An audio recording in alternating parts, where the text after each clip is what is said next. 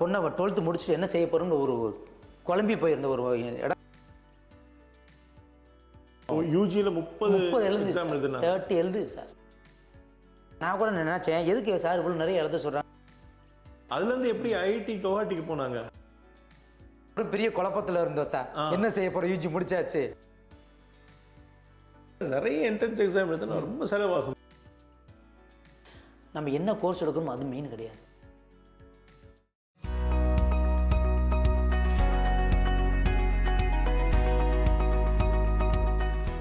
வணக்கம் நண்பர்களே.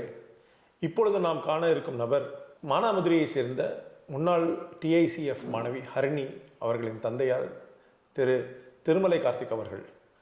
ஹரிணி அவர்கள் கலாக்ஷேத்ராவில் யூஜி விஷுவல் ஆர்ட்ஸ் படித்தார்.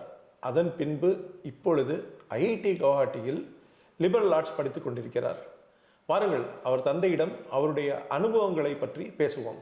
வணக்கம் சார். வணக்கம் சார். எப்படி இருக்கீங்க? நல்லா இருக்கேன் சார். சரி, நீங்கள் நம்ம நேயர்களுக்காக உங்களை அறிமுகப்படுத்திக்கோங்க. சரி சார்.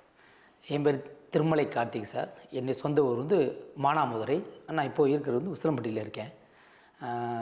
இந்த டிஎஸ்சி வந்து எனக்கு தெரியாது. எனக்கு என்னுடைய நண்பர் சந்திரசேகரனுடைய கல்லூரி நண்பர் சந்திரசேகர் என்பவர் இதை வந்து சுப்ரீம் ஹோட்டல் அங்கே வந்து சார் டிஎஸ்சிஎஃப் வந்து கைடன்ஸ் ப்ரோக்ராம் போட்டுருந்துருக்காரு. அதை என் நண்பர் வந்து அட்டன் பண்ணிவிட்டு எனக்கு வந்து இன்ஃபார்ம் பண்ணார். இந்த மாதிரி நான் போய் அட்டன் பண்ணேன், நல்லா இருந்துச்சு, நீ ஒரு அட்டன் பண்ணி பாரு அப்படின்னு சொல்லி என்னை சொன்னான் சார். அப்புறம் இது எத்தனை வருடங்களுக்கு? இது 2020 இருக்கும் சார். 2020க்கு முன்னாடி சார். சரி, 2020 ஆமாம், 2020 இருக்கும் சார். அப்போ அட்டன் பண்ணி முடிச்சு சொன்ன பிறகு அப்புறம் நான் போய் அட்டன் பண்ணேன் சார். நான் அட்டன் பண்ணப்போ எனக்கு ஒரு பெரிய என்னுடைய பொண்ணை 12th முடிச்சுட்டு என்ன செய்ய போகிறோம்னு ஒரு குழம்பி போயிருந்த ஒரு இடத்துல இருந்தப்போ இதை போய் அட்டன் பண்ண சொன்னோடனே நான் போய் அட்டன் பண்ணோடனே எனக்கு அதில் வந்து அட்டன் பண்ண ஒரு தெளிவான ஒரு எண்ணம் எனக்கு ஒரு இதை கிடச்சது சார். எனக்கு அந்த குழப்பமே நீங்குச்சு அங்கே போய் அட்டன் பண்ணோடனே. சரி, இப்படிலாம் இருக்குது சார், நிறையா எடுத்து சொன்னாங்க. அதை அட்டன் பண்ணோடனே இதெல்லாம் இருக்குது, இப்படிலாம் அட்டன் பண்ணலாம்னு சொன்னதுலேருந்து எனக்கு ஒரு மனக்குழப்பம்லாம் நீங்கி அதில் வந்து என்னுடைய பொண்ணை வந்து தயார் பண்ணி நான் கொண்டு போயிட்டேன் சார்.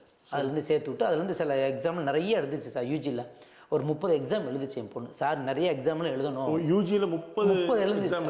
30 எழுது சார். 30ல் 20 பாஸ் ஆச்சு சார். ஆமாம். நான் கூட நினச்சேன் எதுக்கு சார் இவ்வளோ நிறைய எழுத சொல்கிறாங்க, நம்மளும் போட்டு எழுதிக்கிட்டே இருக்குமே, ஒவ்வொரு ஊருக்கும் கூட்டிகிட்டு போயிட்டே இருக்கோம், காஸ்ட் ஆஃப் நிறைய ஆகுது செலவு. அதெல்லாம் பார்த்தப்ப சார் சொன்னார், அதெல்லாம் எதையும் நீ பார்க்காதீங்க, எழுதணும், எழுத அவங்களுக்கு வந்து இம்ப்ரூவ்மெண்ட் ஆகுவாங்க அவங்க அப்படின்னு சொன்னாங்க. அப்புறம் தான் எனக்கு வந்து தெரிஞ்சிச்சு. அப்புறம் என் பொண்ணையும் கேட்டேன், என்னம்மா எழுதுப்பா? ஆமாப்பா, ஒன்றுக்கு ஒன்று எக்ஸாம் எழுப்ப நிறைய எங்களுக்கு வந்து அதில் நிறைய தெரிஞ்சுக்கிறோம்ப்பா, நாளைக்கு எல்லா எக்ஸாம் நாங்களும் அட்டன் பண்ண முடியும், அப்படி மாதிரி இதை சார் நல்ல ஒரு ப்ராக்டிஸ் தான் நான் எழுதுறேப்பான்னு சொல்லிச்சு. ஆமாம் சார், அப்படி தான் சொல்கிறாருமா, நீ அப்படியே எழுதுமான்னு நானும் சொல்லிட்டேன் சார். அப்படியே அதே மாதிரி எழுதிட்டே போயிட்டேன் சார். அதில் 20 பாஸ் ஆச்சு. 20ல் வந்து எது பெஸ்ட்டுன்னு கேட்குறப்ப நிஃப்ட் கிடச்சிச்சு, டெல்லி நிஃப்ட் கிடச்சிது, அப்புறம் ஹைதராபாத் கிடச்சிது, அப்புறம் நிறைய ஊரில் கிடச்சது, நிறைய அகமதாபாத் நிறைய கிடச்சதுல வந்து கலாக்ஷேத்ர விஷுவல் ஆர்ட்ஸு அதுலேயும் கிடச்சிது. அப்புறம் சார் தான் சொன்னார் வந்து விஷுவல் ஆர்ட்ஸில் நீ ஜாயின் பண்ணுமா, நிஃப்ட் இது எதுவுமே வேணாம், நீ இதில் ஜாயின் பண்ணு சொன்னார். அப்புறம் நாங்கள் வந்து எங்களுக்கு ஒரு டவுட் வந்துச்சு. இதில் வந்து இது வந்து உள்ளே போய் பார்க்கல கலாச்சாரத்தில் வந்து இது டிப்ளமோ கோர்ஸ் மாதிரி இருந்தது. 4 இயர்ஸ் டிப்ளமோ தான், டிகிரி முடிச்சா கொடுப்பாங்க. 4 இயர்ஸ் முடிச்சு டிப்ளமோ தான் கொடுப்பாங்க. சரி. அப்போ சார் வந்து டிப்ளமோ மாதிரி இருக்குது, டிகிரி மாதிரி கொடுக்க மாட்டாங்களே அப்படின்ற மாதிரி கேட்டப்போ தான் சார் சொன்னார், இது வந்து டிப்ளமோ வந்து டிகிரிக்கு ஈக்குவல் தான், நீங்கள் படிக்கலாம்னு சொன்னாங்க. 4 இயர்ஸ் படித்தா சார். சரி, அதுலேருந்து எப்படி ஐஐடி கவுஹாட்டிக்கு போனாங்க? அப்புறம் யூஜி முடித்த உடனே நாங்கள் அதை அப்புறம் பெரிய குழப்பத்தில் இருந்தோம் சார். என்ன செய்ய போகிறோம், யூஜி முடிச்சாச்சு, என் பொண்ணு பிஜி படிக்கணும்ப்பா அப்படின்னு சொன்னான். சரி, பிஜி படிக்கணும் என்ன செய்யலாம்னா அதே மாதிரி மறுபடியும் டிஎஸ்எஃப்லேயே மறுபடியும் சார்ட்டை போய் கேட்போம் அப்படின்னு சொல்லிட்டு அப்போ மறுபடியும் டிஎஸ்எஃப்க்கு அந்த கேரியர் ப்ரோக்ராம் அட்டன் பண்ணி அப்புறம் சார்ட்டை கேட்ட பிறகு சில இதெல்லாம் சொன்னார், எங்களுக்கு வழிமுறை காட்டிலாம் பண்ணார், என்னென்னலாம் அப்ளை பண்ணுங்கள், இதெல்லாம் எழுதுங்க அப்படின்னாரு. சார் சொன்னது ஃபுல்லாக நாங்கள் எழுதணும். யூஜியில் வந்து இப்போ படித்த சம்மந்தம் எழுதுகிற பாக்கியில் ஒரு 6 அப்ளை பண்ணேன். பிஜியில் 6 அப்ளை பண்ணிவிட்டு அதில் வந்து ஐஐடி குவாஹாட்டியில் கிடச்சிது, லிபரல் ஆர்ட்டுக்கு கிடச்சிது. அப்புறம் சார்ட்டு கிடச்சோம். ரைட், பரவாயில்ல, கிடச்சிச்சு, நல்ல கோர்ஸாக ஜாயின் பண்ண சொன்னாங்க. அப்புறம் நாங்கள் ஜாயின் பண்ணிட்டோம். நிறைய என்ட்ரன்ஸ் எக்ஸாம் எழுதுனா ரொம்ப செலவாகும். ஆமாம் சார். நம்ம வந்து இது ப்ரைவேட்டில் வேறு கொண்டு போய் சேர்க்குறோன்னு வச்சுங்களேன், நிறைய அங்கே ரிலேட்டிவ் நிறைய பேர் 7 லட்சம் கொடுத்தேன், 10 லட்சம் கொடுத்தேன், காலேஜில் கொடுத்து இன்ஜினியர் சேர்த்தேன்னு சொல்கிறாங்க சார் நிறைய. அதெல்லாம் பார்க்கல, இதெல்லாம் ரொம்ப கம்மி சார். அவ்வளோ லட்ச ரூபா செலவழிக்கிறதுக்கு இதில் வந்து அதை கம்பேர் பண்ணி பார்க்க ரொம்ப கம்மி சார். இது வந்து கூட்டிகிட்டு போகிறது அது எழுதுறதெல்லாம் ரொம்ப செலவே கிடையாது சார். இது ஒரு செலவை நம்ம பார்க்கக்கூடாது. அதை கம்பேர் பண்ணி இது ஒரு செலவை பார்க்கக்கூடாது. அப்போ தான் நம்ம வந்து ஒரு நல்ல பிள்ளையை நல்ல நிலைமை கொண்டாட முடியும். நல்ல ஒரு இன்ஸ்டியூட் கிடைக்கும் நமக்கு. நம்ம என்ன கோர்ஸ் எடுக்கிறோமோ அது மெயின் கிடையாது, என்ன இன்ஸ்டியூட் எடுக்கிறோமோ நமக்கு கிடைக்குதோ அதுதான் மெயின். அதை பார்த்தா போகணும் சார் சொன்னது நாங்கள் இப்போ தான் நல்லாவே உணர்ந்துருக்கோம். சரி சரி, உணர்ந்துருக்கோம், உண்மைக்குமே நல்லா உணர்ந்துருக்கோம் சார். அப்போ வந்து படிப்பு இல்லை, இன்ஸ்டியூட் தான் நமக்கு மெயின். அந்த இன்ஸ்டியூட்டை சார் சொல்லுவோம், அந்த இன்ஸ்டியூட்டை வச்சுட்டு என்ன கிடைக்கும் அதை நீங்கள் பிக்கப் பண்ணி நீங்கள் அதை போகணும், அதுதான் நீங்கள் உங்களை அடாப்ட் பண்ணிக்கணும்னு சொல்லுவார். அதே மாதிரியே பொண்ணு பண்ணிக்கிட்டேன். சரி, இப்போ நீங்கள் சொன்னீங்க டிஐசிஎஃப் சேர்ந்ததுனால உங்களுக்கு இந்த அனுபவம் கிடைச்சது, உங்கள் பொண்ணுக்கு வந்து இப்போ தன்னம்பிக்கையும் தைரியமும் கிடைச்சது, அதெல்லாம் கேட்குறதுக்கு ரொம்ப சந்தோஷமாக இருக்குது.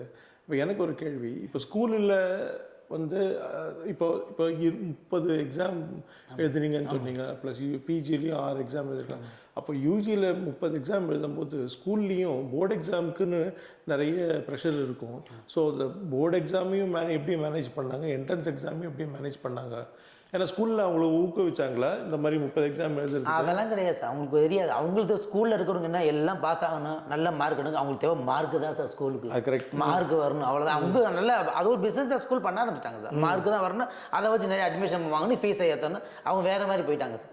ஆனால் இங்கே அப்படி கிடையாது சார். சரி, அதை இங்கே அப்படிலாம் கிடையாது சார். நல்லா எழுதுங்க, அவங்க டெவலப் பண்ணுங்கள், ஸ்கில்லை வளங்க, நாங்கள் சொல்கிறத அப்படியே ஃபாலோ பண்ணுங்க சொல்லி ஃபாலோ பண்ணி கரெக்டாக போனோம்னா கண்டிப்பாக நம்ம டிஎஸ்சிபில் என்ன சொல்ல ஃபாலோ பண்ணி பண்ணோமா நல்லா அச்சீவ் ஆகலாம். வந்து ஐஐடி கவுஹாட்டிக்கு எப்படி தைரியமாக அனுப்பிச்சிங்க? அதான் நம்ம 12 படிக்க வச்சே கல்யாணம் பண்ணி கொடுப்பாங்க. கவுஹாட்டி நான் என்னால் கூட்டிகிட்டு போக முடியல சார், அன்றைக்கி ஒர்க் ஆகி போச்சு. ஆனால் என் பொண்ணு என்ன செஞ்சா, தேவையா இந்த படிப்புலாம் அப்படின்னு சொல்லி எல்லாமே வந்து ஒரு நகைச்சுவாக தான் சார் என்னை பார்த்தாங்க.